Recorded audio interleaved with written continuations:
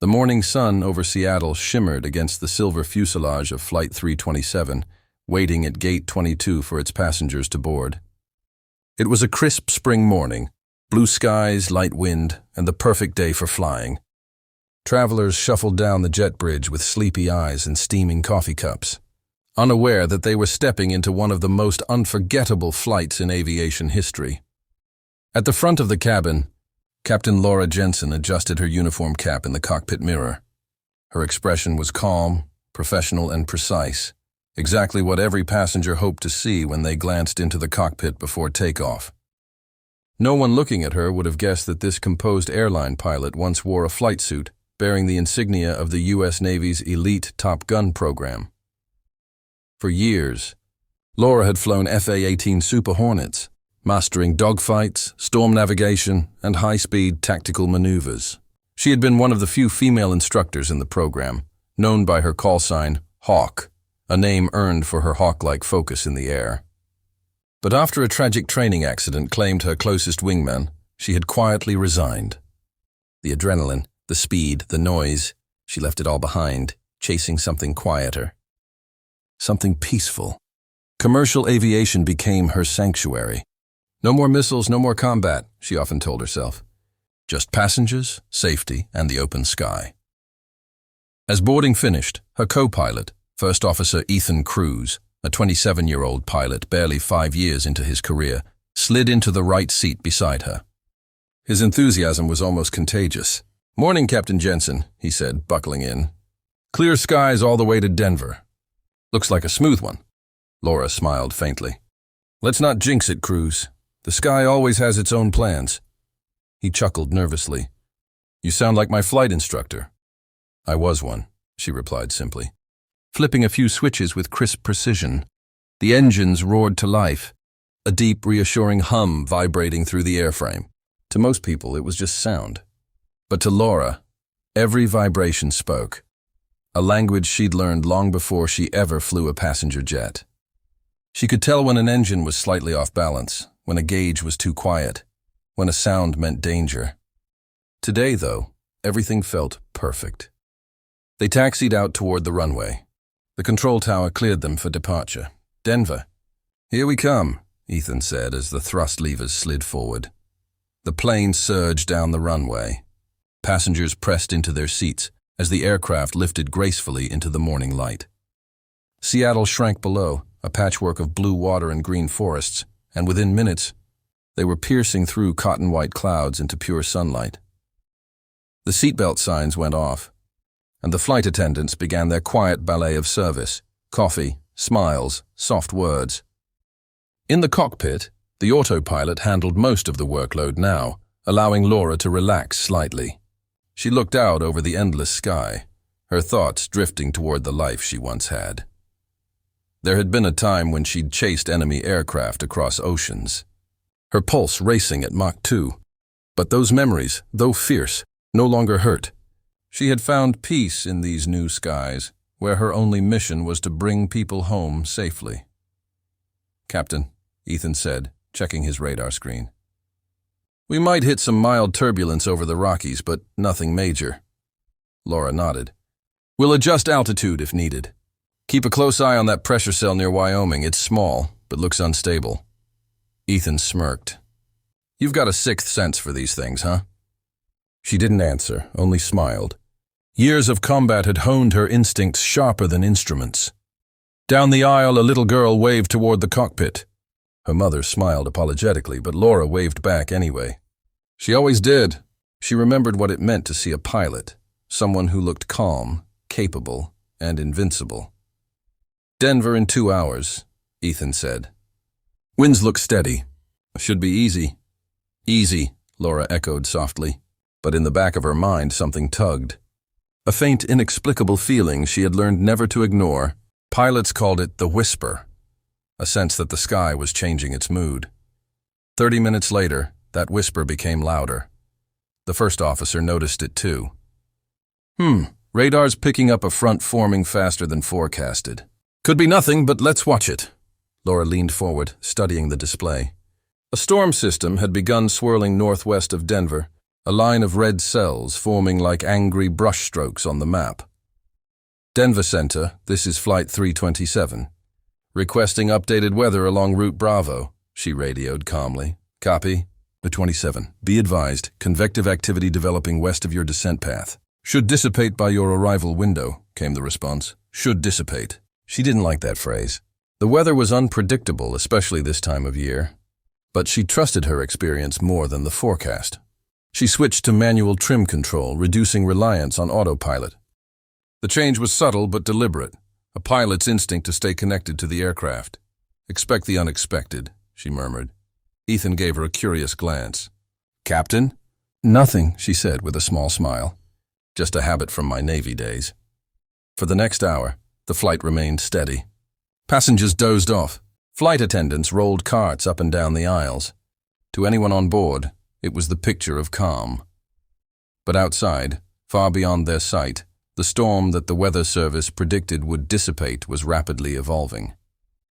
The temperature differential across the Rockies was generating violent updrafts, pulling the system higher, angrier, more unstable. By the time Flight 327 crossed the midpoint to Denver, the radar screen had changed entirely, now a sprawling web of red and orange cells, each pulsing with electrical fury. Ethan frowned. That escalated fast. Laura didn't reply immediately. Her hand rested on the throttle, her eyes locked on the radar. She could feel the change in cabin pressure, the distant rumble of thunder. Her gut twisted with recognition. She'd flown through storms before, but this one had the same energy, the same pulse as the electrical chaos that once took down a fighter jet beside her years ago. Her jaw tightened. Keep your belt on, Ethan, and tell the cabin crew to prepare for turbulence. He nodded, uneasy. Got it, Captain. The intercom clicked on, her voice clear but calm. Ladies and gentlemen, this is your captain speaking. We're expecting some light turbulence ahead. Please return to your seats and fasten your seatbelts. She kept her tone smooth, hiding the unease in her chest. The passengers wouldn't know it yet, but the sky ahead was about to test every ounce of her training. And soon, Captain Laura Hawk Jensen would have to remember who she used to be. The first jolt came suddenly, not strong enough to cause panic, but sharp enough that every passenger felt it. Coffee spilled. A few startled gasps echoed through the cabin. Captain Laura Jensen glanced at her instruments, instantly alert. Wind shear? Ethan asked. Maybe, she said, scanning the radar. That storm cell's spreading faster than expected. Lightning flared across the horizon, a white-hot ribbon of energy cutting through the darkening clouds. The sky ahead no longer looked calm. It churned, twisted, alive with a power that made even seasoned pilots uneasy. Laura toggled the intercom. Ladies and gentlemen, we're encountering some weather activity ahead. Please remain seated and fasten your seatbelts. The turbulence hit harder this time. Luggage compartments rattled. A child began to cry. The aircraft trembled as if gripped by invisible hands. Ethan's hands tightened around the yoke. Autopilot struggling to compensate, he muttered. Switch to manual, Laura ordered, her voice crisp. She took control smoothly, adjusting thrust and pitch to stabilize the jet. Her years of Navy experience came alive again. Her eyes flicked between dials and horizons, calculating, predicting, staying one step ahead of the chaos. Outside, the clear morning had turned into a battlefield of clouds, gray, boiling, and electric. Then came the flash. It was brighter than anything inside the cabin, a blinding white explosion that filled the cockpit. A crack of thunder followed so close it felt like a physical blow. The plane lurched violently to the right. Alarms screamed, and Ethan shouted, "Engine 2 just took a lightning strike! Shut it down! Isolate fuel flow!" Laura barked, already moving through the emergency sequence. Panels flickered red and orange. Hydraulic pressure dropped. Passengers screamed as the jet pitched downward before stabilizing. Oxygen masks fell with a metallic snap. Engine 2 offline, Ethan confirmed, panic in his voice. Hydraulics showing partial failure. Laura's tone didn't waver. Focus, Ethan. Crossfeed from engine 1. Manual stabilize the trim. We're still flying. How can you stay so calm? he whispered, sweat glistening on his forehead. Because panic doesn't fix airplanes, she said quietly, adjusting the flaps with surgical precision. Every instinct she'd honed in her fighter pilot days returned. The rapid problem-solving, the cool detachment, the understanding that emotion kills faster than physics. She was back in combat mode, though the enemy now was the sky itself. She radioed, "Denver Center, this is Flight 327 declaring an emergency. We've lost Engine 2 after a lightning strike, partial hydraulics compromised, maintaining altitude at 29,000. Static crackled. Then, copy 327, you're cleared priority routing to Denver. Storm cells intensifying. Expect wind shear on descent." Laura exhaled slowly. "Of course they are," she murmured. The flight attendants checked the cabin, calming passengers, though their own faces were pale. One of them, Maria, came to the cockpit, her voice trembling. "Captain, some passengers are panicking. Should we—" "Tell them the pilots have everything under control," Laura said, meeting her eyes. "And mean it." Maria nodded and disappeared back down the aisle. Ethan ran diagnostics. "Hydraulic B still dropping. Controls are sluggish. We can't turn left smoothly." "Copy. I'll compensate manually." She gripped the yoke harder, muscles flexing against the resistance. Outside, sheets of rain slashed across the windshield. Lightning danced around them like flashes from a strobe light. The aircraft shuddered violently again. A klaxon blared. Stall warning. "Thrust to 75, flaps 20, keep her nose steady," she commanded. Ethan obeyed, his hands trembling. "This storm's unreal. Radar's useless. We're getting electrical interference." "Visual flight it is," Laura said grimly. Visibility dropped to almost nothing. The plane groaned under the force of turbulence. Every gust felt like a punch, every lightning bolt like a threat. In the cabin, people prayed, cried, held hands. A man whispered to his wife, "We're not going to make it." But in the cockpit, Laura's face remained a mask of focus. Her heartbeat was steady, her mind locked into rhythm. Identify, adapt, control, Denver Tower. Flight 327 requesting emergency descent path. Repeat. One engine operational. Flight controls limited. Copy 327. You are cleared to descend on heading 170, runway 35 left. Ground crews are standing by. Ethan exhaled. "They've cleared us," Laura nodded. "Now we earn it." The descent began. The aircraft shuddered as it dropped through unstable air. Wind shear slammed into the fuselage, tilting the plane sideways. Ethan yelped, "We're banking too far." "Counter with rudder." "Rudder's not responding." Then we fly through it. Her knuckles whitened around the controls as she forced the plane level again. Sweat stung her eyes, but she didn't blink. "Altitude 23,000, Ethan called. "Speed holding, but we're drifting east. I see it. Adjust heading manually. Small inputs." "Captain, if we lose another system, we won't." She said it not because she knew it, but because believing otherwise wasn't an option. The turbulence worsened as they entered the core of the storm.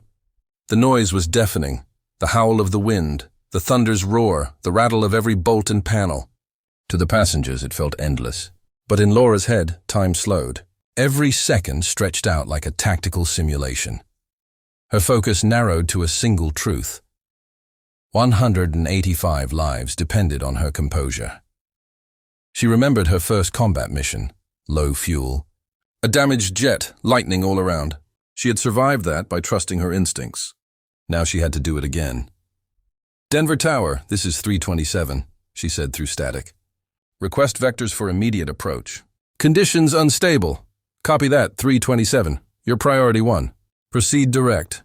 You're 6 minutes out. 6 minutes. That's all." She adjusted her seat slightly, shoulders tense but steady. "Ethan, tell the cabin to brace. We'll attempt landing in manual mode." His eyes widened. "Manual? With one engine?" "Yes, you trust me?" "Of course," he said. "Then let's bring them home." Outside, lightning split the clouds open, illuminating the earth below. Denver glimmered faintly through the storm. A faint line of hope. Laura's voice came over the intercom once more, calm and certain. "Ladies and gentlemen, we are making an emergency landing. Please remain in brace position until we come to a complete stop. You're safe. We'll get through this together.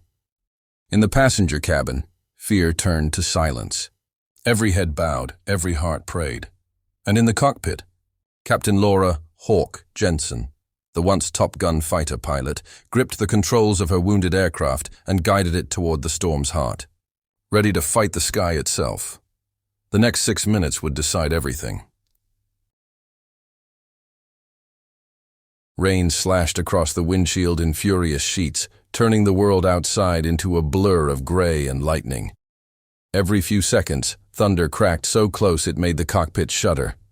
Flight 327 was descending through chaos.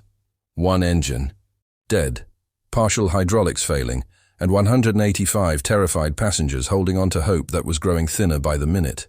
Altitude 18,000, Ethan reported, his voice tight. Speeds fluctuating, Captain. Wind shear's worse than forecasted. Laura's hands were steady on the controls. Adjust pitch 3 degrees nose up. Keep her stable. I'm trying, he muttered, his hands trembling, the rudders still sluggish. I'll handle it, she said, her muscles strained against the yoke, her shoulders tightening as she fought the resistance. Every movement felt like pushing through iron.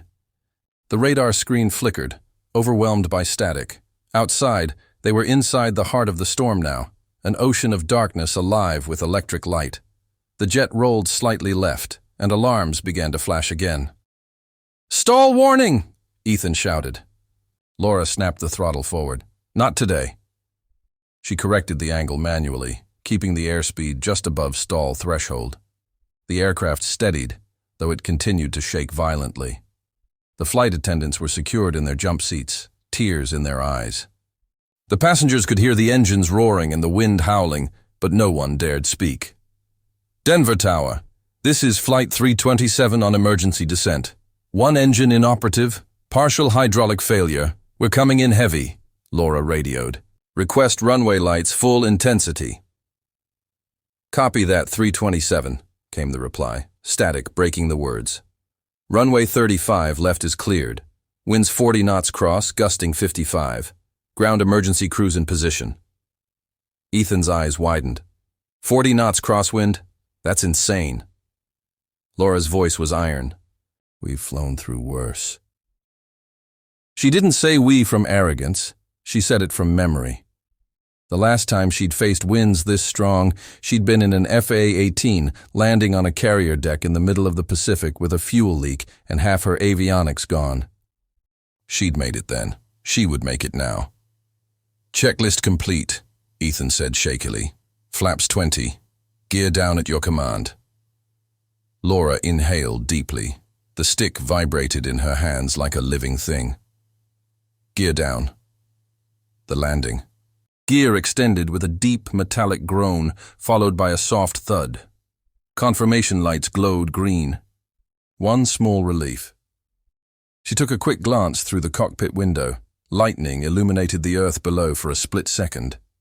Denver glimmered faintly through the storm, distant but reachable. "Ethan, take a deep breath," she said softly. He did. "Yes, ma'am." "Good.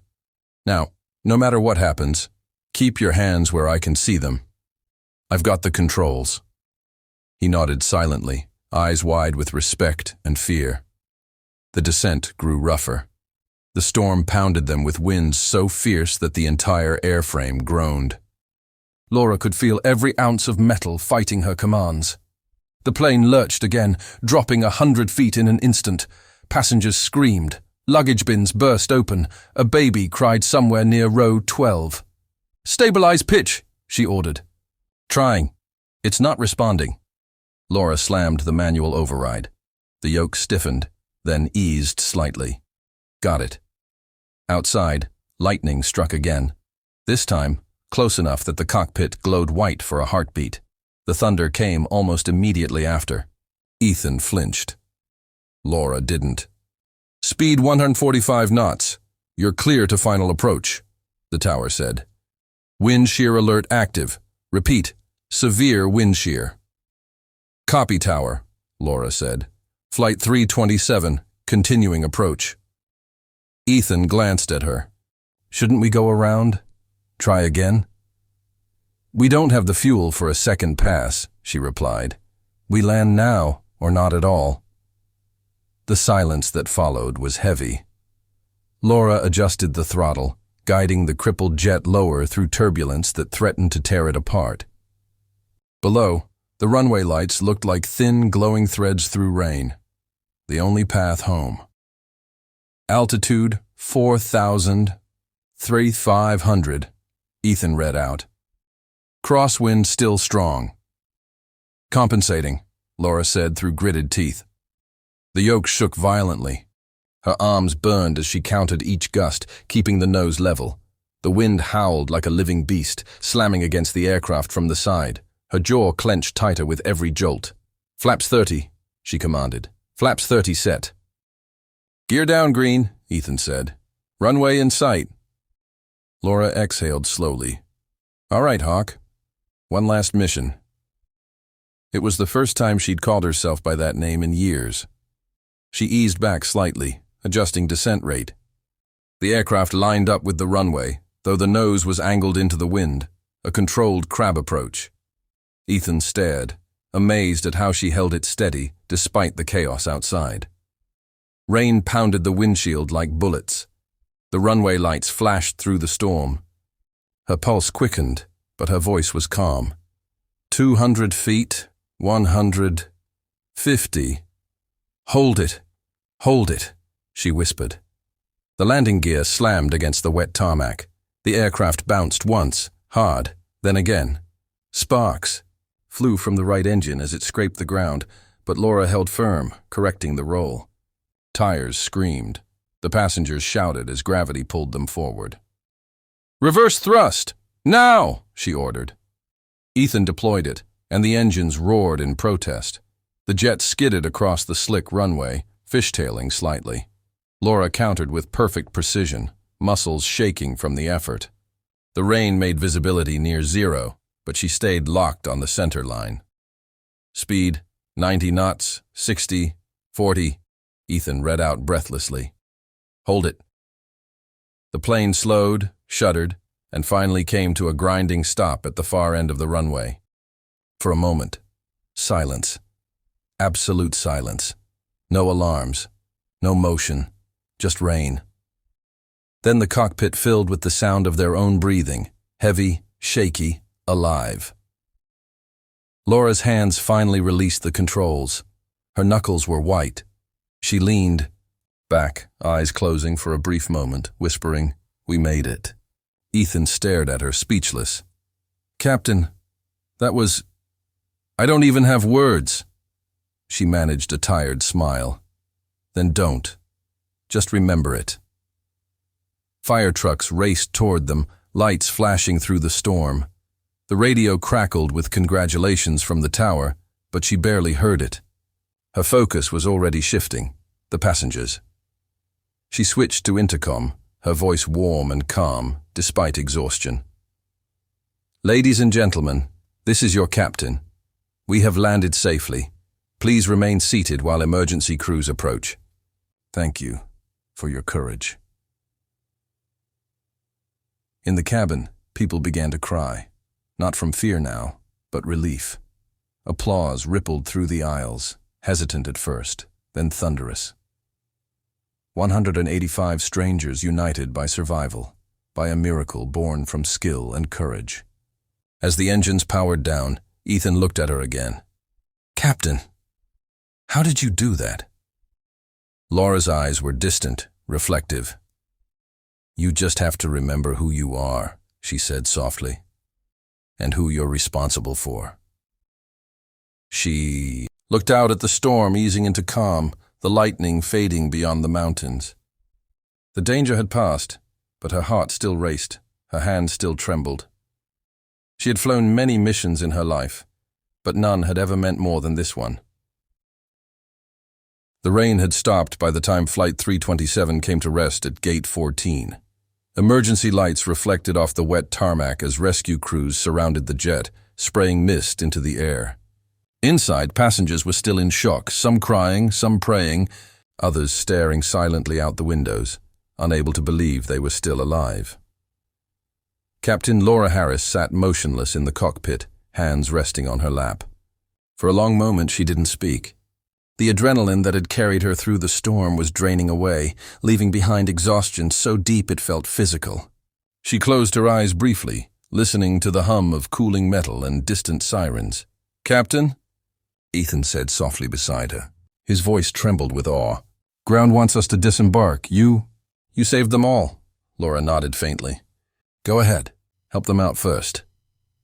He hesitated, then whispered, "I've never seen flying like that. Not even in simulators." She gave a small, tired smile. "That's because they don't teach that kind of flying in simulators."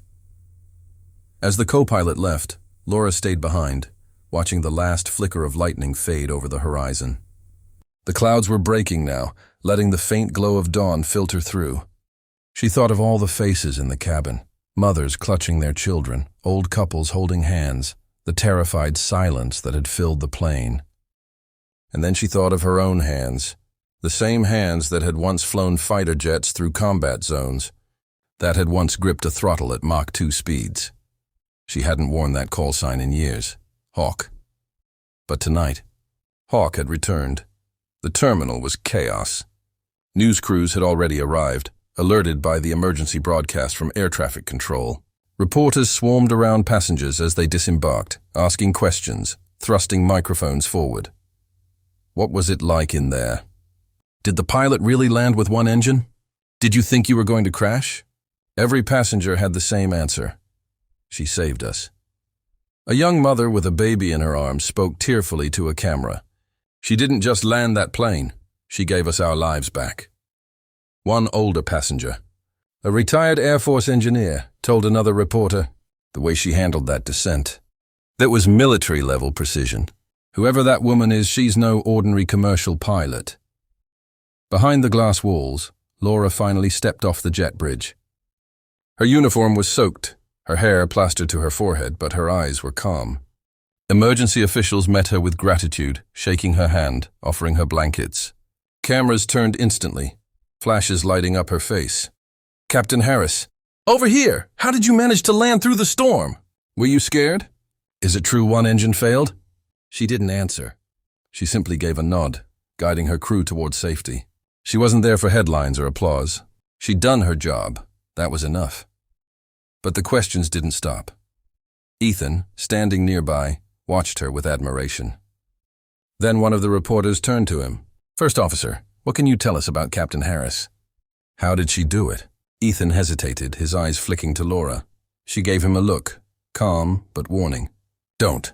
But the young co-pilot couldn't help himself. His voice cracked slightly as he said, You should know something." She wasn't just any pilot. Reporters leaned in closer. Cameras zoomed. Ethan continued, "Before she flew with us, she served in the Navy.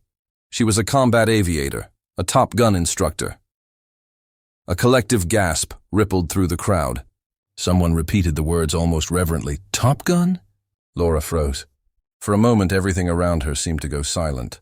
The flash of cameras, the hum of voices, even the rain beginning again outside. She turned slowly toward Ethan, who immediately looked apologetic. "I'm sorry, ma'am, they had to know." She exhaled softly, a half smile forming. "It's all right." The reporters exploded with questions. "Captain Harris, is it true you were a Top Gun pilot? Were you in combat? Is that how you stayed so calm?" Laura finally spoke, her voice quiet but firm. "Yes, I flew with the Navy for 12 years. I trained at Miramar, instructed pilots in high-performance combat maneuvers.